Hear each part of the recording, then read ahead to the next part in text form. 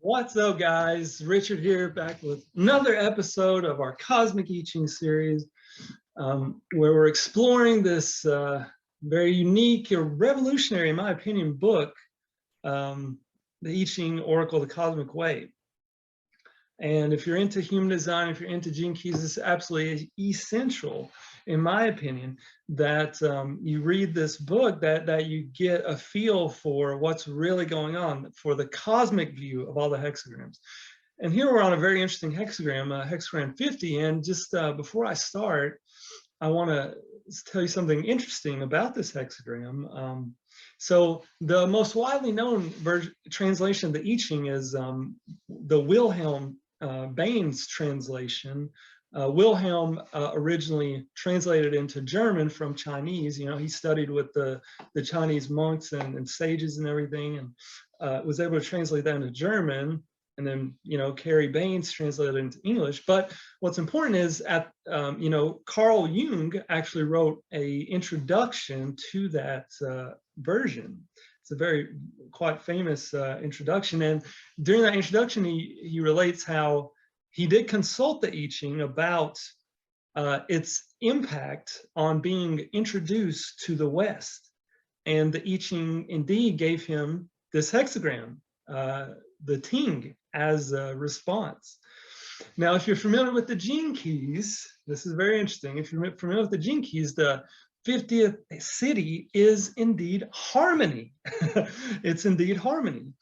And from this version of the I Ching, what do we learn? We learn that the 64 hexagrams are properly called the 64 cosmic principles of harmony. Indeed. So that's very interesting, that the I Ching itself is a bit of foreshadowing there, a bit of interesting anticipation, perhaps even foreshadowing this version of the I Ching. So yeah, it's all about harmony. The Ting, fire over wind, the judgment, supreme good fortune, success. In its cosmic meaning, the Ting is an image of the cosmic consciousness as a vessel containing the nourishment for all things that exist.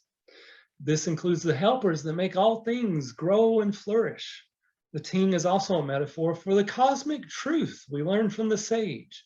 This truth is always relative, having the soft sheen of jade mentioned in line 6. Cosmic truth has no resemblance to the sharp and threatening nature of the abstract ideas put forward by the collective ego as the truth. The clarity of cosmic truth is self-evident, harmonious, and resonant with our true natures, whereas ideas held up by the collective ego as truths present themselves as puzzles in poetic dress that appeal to the intellect without touching the heart. Often they are half-truths because they exclude the invisible half of the cosmic reality. What parts of the invisible reality they do include are mixed with myths and fantasies that put humans in the center of things. Because the truth of those ideas is not self-evident, they need huge systems of rationales to support them. They also pretend to answer things once and for all, while cosmic truth leaves space for the evolution of awareness. The Ting, as a Chinese cultural object, was a sacrificial vessel in which food was offered as sacrifice to the deified ancestors. Any idea of sacrifice is contrary to the cosmic harmony because of the connotations that go with that word. It was a primitive form of bribing the gods, with the sacrificed animal being a substitute for a person's own body parts. Sacrifice differed from an offering, which was more to honor ancestors or higher power. But offerings also had the mistaken implication of there being something higher than oneself, and are connected with the idea of there not being enough, the harvest, if one does not make offerings. This view of nature as stingy and as withholding its fruits is incorrect and inhibits the nourishment from flowing freely. The same applies to the protection and help that the cosmos gives. A person can receive this hexagram to reveal to him the incorrectness of such beliefs that act as spells, blocking the nourishment, protection, and help he needs. Giving up beliefs that imprison the true self and that prevent a person from being in harmony with the gift-giving cosmos can neither be called a sacrifice nor an offering. although the ego would phrase it in those terms, to give the impression that one is sacrificing a part of one's true nature. But those aren't really a part of our true nature, now are they? The Ting is also a metaphor for what a person allows to occupy his conscious mind. A person may receive this hexagram as a message to reflect on what he harbors and cultivates in his thoughts. People who have adopted the human-centered view of the universe incorrectly believe that whatever they busy their minds with is harmless. Therefore, they generally ignore the inner disappointment in themselves, which they feel after they have indulged in gossip, vilification, self-righteousness, or have allowed impish, petty thoughts. This disappointment is an inner recognition that they have betrayed their true natures. These indulgences are the stagnating stuff that needs to be removed from the Ting, as described in line 1. To neglect this inner cleansing is to invite the fate that arises from the myth-making and tale-bearing that monumentalize humans. Other thoughts which need to be removed because they act as spells are found in the rational ordering structures created by the collective ego. These structures categorize all phenomena in ways that describe their natures in wrong terms. Such categorizing only puts projections, spells, and poison arrows on the nature of natural phenomena and distorts the behavior. The categorizing of the collective ego puts things into a false hierarchical ordering that ranks one thing, a group of things, as better and more valuable than another. Such categorizing is contrary both to the uniqueness and cosmic equality of all things. These hierarchical structures can be found in scientific, esoteric, and religious ideologies. When, for example, bodily systems are ranked in a hierarchical order, parallel systems are created within the psyche, which are then transposed to the body. They then operate in opposition to the natural order and independently of the body's true needs, simply to accommodate the hierarchical beliefs. An example are tumors and erratic cellular growths. These parallel systems can also be seen in nature, as in the destructive behavior of certain animals, certain microorganisms or insects, or in the harmful behavior of certain plants. These examples are given to show how human thought, when not in harmony with the cosmic way, creates the harmful effects which characterize the parallel reality. And that's one of the central messages of this book is, our consciousness affects reality, which sounds so simple and so straightforward, but amazingly, with us being stuck in this parallel reality, we seem to have forgotten that. Other types of negative effects are created when alive systems are regarded mechanically, as in seeing the cardiovascular system as a web of plumbing, with the heart as its central pump. At the core of the parallel reality is the thinking that sees man as the measure of all things, and which consequently classifies everything in nature in terms that circle around man's egotistical needs and desires. Those elements of nature that suit his purposes he defines as good. What he regards with indifference or sees as not benefiting him directly, he defines as vermin, pests, or waste products. Supreme good fortune comes when a person cleans out his inner space of all these negative habits of mind.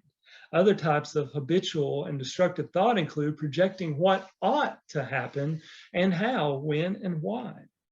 Shoulds and oughts serve the purpose of superimposing the values of the collective ego upon a person or situation. Thinking in those terms distracts a person from discovering the inner truth of a matter and developing a cosmic perspective of it. It attempts to force behavior into conventional patterns for that purpose alone and keeps the person from saying the inner no when it is appropriate. Another destructive habit of mind is thinking in terms of opposites. This habit traps a person in the dualistic myopia of the collective ego, which sees things as black versus white, good versus evil, male versus female, man versus nature, etc. This thinking comes from observing only the apparent world through the sense of outer seeing.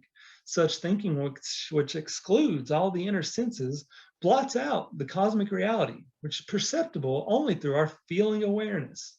The person who thinks in these dualities is stuck with either or choices, which are only between two evils. To escape this narrowness, it is necessary to recognize that thinking in terms of opposites puts spells on things that then keep the person trapped in the parallel reality. The spells keep him from recognizing that everything in the cosmos is achieved through the attraction that exists between its complementary aspects. Nothing in the cosmic order includes an inherent opposition between things, because this would not allow its harmony to endure. Another habit of mind that needs to be cleansed out of the Ting is the idea that you need to become something, such as acquiring a good name in one's social group, a title, an occupation, a standard of living, a proper role in society. This idea falsely implies that a person begins his life as a nothing, whereas he begins his life fully recognized and validated by the cosmos. The false idea actively keeps his true nature repressed. Wow, incredible. Line 1. A Ting with legs upturned furthers the removal of stagnating stuff. One takes a concubine for the sake of her son. No blame. A Ting with legs upturned is a metaphor for the inner house cleaning that is accomplished through saying the inner no to ideas and beliefs that cause inner stagnation and prevent a person's further growth. Taking a concubine refers to the Chinese custom of attempting to acquire a son to support the elders in their old age, when the main wife has been thought to be infertile. The metaphor also refers to relying on a contrived solution to overcome inner stagnation caused by the ideas and beliefs listed below. As can be seen from the thinking behind the contrived solution, the married couple believe that they must do it all to protect themselves in their old age. That is, the helpers in the entire invisible world are not considered. Behind all contrived solutions lie doubt or denial of the true way of the cosmos nature to benefit all its parts. These doubts form slanders on the cosmos and on nature and on the person's own nature. Such slanders, which originate in the human-centered view of the universe, are behind humans regarding themselves as special above all the other things that exist. They are also behind the suspicion that fate is put upon humans by an unkind, uncaring cosmos, and behind the efforts people make to get in good standing with anything and everything that they see as higher than themselves, such as human authorities, a higher power, or gods. The net effect of all these ideas for the individual is human isolation from the loving cosmos and its myriad helpers. It is he who, through holding these beliefs, has locked out of his life the cosmic helpers, creating the stagnation mentioned. Stagnation also refers to the undefined and persistent feeling of depression that accompanies the cessation of growing and expanding one's awareness. Contrived solutions only lead to the creation of new problems.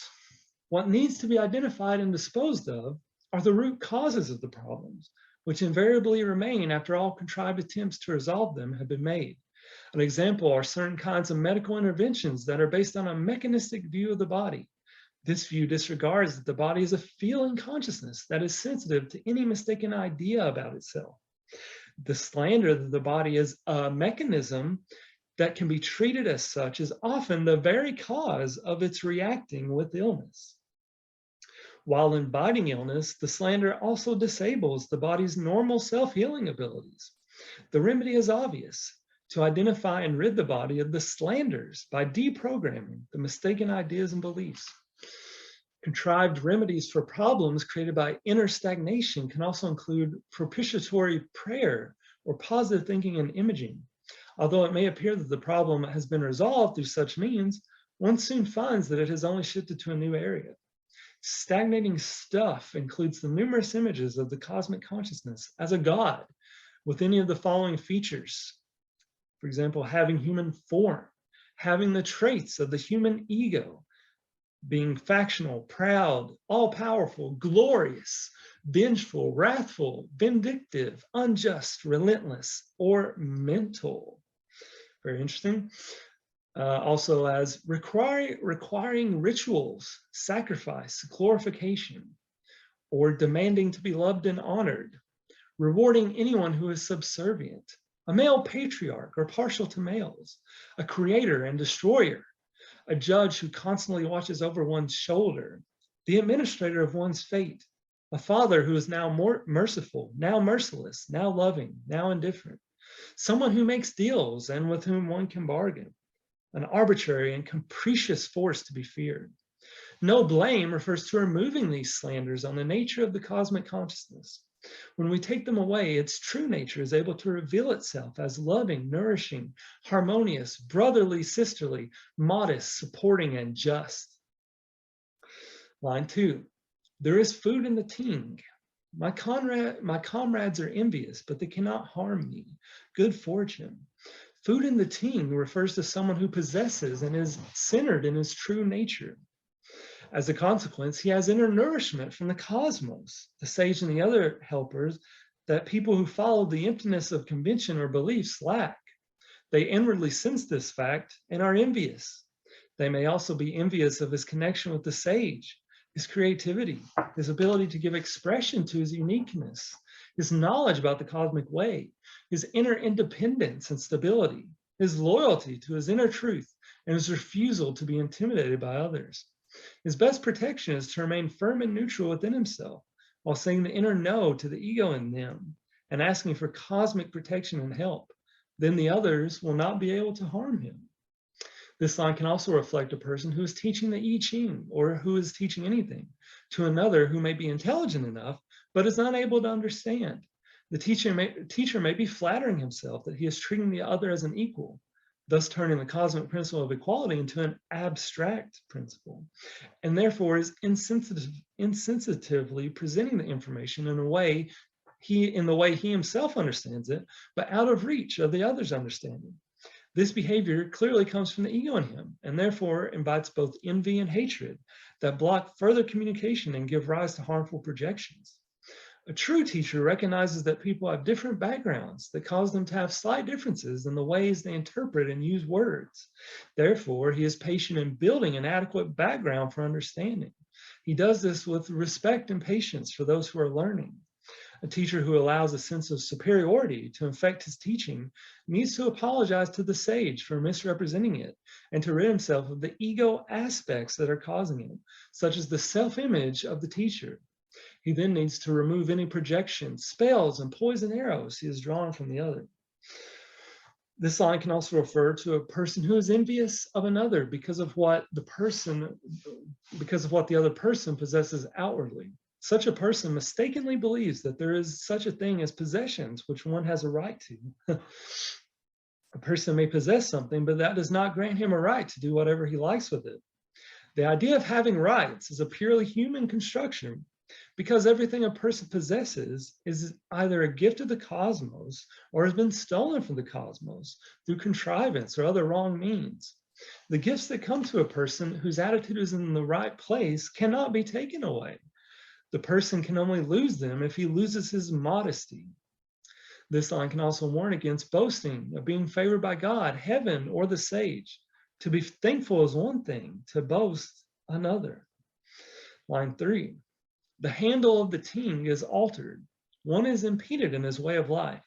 The fat of the pheasant is not eaten. Once rain falls, remorse is spent. Good fortune comes in the end. The handle of the Ting refers to a person's psyche, which has been altered by a spell, so that he is unable to obtain nourishment from the cosmos. The Ting here representing the cosmos as the source of nourishment. The spell prevents him from enjoying life, as symbolized by his not being able to eat the delicious fat of the pheasant. Such a person is envious of others, like the person mentioned in the previous line. The spell in question has been created by the idea that life is suffering, together with its many parallel beliefs, such as one must do everything oneself, and you have to be a hero in this life. Other beliefs are humans have been expelled from paradise once and for all. Your life is in the hands of an indifferent cosmos, and nature is an enemy that must be conquered. These beliefs draw only misery and suffering to the person who holds them, because they slander the true nature of life and shut the person off from the nourishment and gifts the cosmos wants to give. Thus, he negatively impacts not only himself, but also everyone who is closely connected with him, especially those he envies for their cosmic nourishment. Once rain falls refers to the dispersion of the dark cloud of mistaken beliefs about life. This ends the envy and its resulting remorse, bringing the good fortune mentioned. This line can also refer to having an ascetic viewpoint that equates poverty with spirituality. Such an idea makes the helpers inaccessible. It alters the handle of the ting so that one's poverty is assured.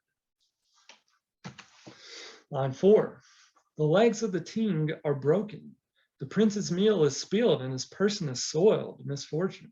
A person can receive this line when he has failed to say the inner no to a transgression by another, or to the servility of the ego in himself through wanting to be liked. This failure has betrayed his inner truth, his inner prince, and so has soiled his integrity. He needs to seek out the ideas behind his wanting to be liked at such an expense and deprogram them. A person can also receive this line when he is caught up in blaming himself for having made a mistake. The self-blame makes him think it is only correct that he eat the fruit of his sin. From the cosmic point of view, it is part of learning to make mistakes. The indulgence in self-blame comes from his believing that the damage he has done is irreparable, or that he must accept to be punished for it. This is not true, because a mistake is corrected the moment a person corrects the phrases in his inner program that have misled him. The sage even protects the student from the consequences of a mistake made while sincerely undertaking his self-correction. In this case, he needs to free himself from self-blame, which otherwise communicates to people around him on the inner level, causing the egos in them to take advantage of him. Self-blame prevents a person from going on with his life and is the meaning of the legs are broken. This line can call a person's attention to the mistaken belief that causes his good intentions to have no effect, which is that the sage resides in the heavenly spheres. The sage, as the cosmic teacher, resides in the presence of each person. When a person sees another as lacking the sage in his presence, he tends to disrespect him and think that he alone has a connection with the sage. The prince's meal is spilled and his person soiled refers to his taking the superior attitude and then pressing his truth upon the other. It is the sage in the presence of each person that brings to each the nourishment of his individual inner truth. When someone fails to recognize that the sage exists in every person's presence, he cannot make meaningful connections with others. The legs of the ting are broken can also refer to a person who is attempting to follow the way of the sage by assimilating the sage's teachings within his established beliefs. Inasmuch as these beliefs contain the presumption that humans are at the center of the universe, the true nourishment will be misconstrued and thus spilled. Misfortune describes the fact that the person cannot enjoy the lessons the sage would be able to teach him. The broken legs are also a metaphor for the belief that sacrificing the body elevates one's nature. This idea comes from the ego's ambition to be spiritual. Line 5. The ting has yellow handles, golden carrying rings. Perseverance furthers. Here, a person's focus is drawn to the handles by which the ting is carried. The golden carrying rings symbolize the real value that accrues when a person has cleaned out the ting. Here, a metaphor for his thinking and imaging minds of preconceived beliefs. By clearing his mind, he has made it possible for the sage and helpers to come to his aid. Perseverance furthers is a message to say the inner no to the temptation of looking to other beliefs of an opposite nature after having discarded inappropriate beliefs. Having this temptation indicates that he has still not cleaned out an underlying seed phrase. See the example below. The handles that make the ting portable are a metaphor for the flexibility of cosmic truth to apply to every situation. This flexibility is maintained only when a person keeps his mind empty of all fixed beliefs. An example is a person who holds the seed phrase that nature is wild and needs to be ordered by man. Upon seeing nature as being mistreated by people, he thinks he must come to nature's aid by trying to correct things on the outer plane. He does not realize that he is acting from guilt and also from distrust that nature is equipped to bring itself back into balance.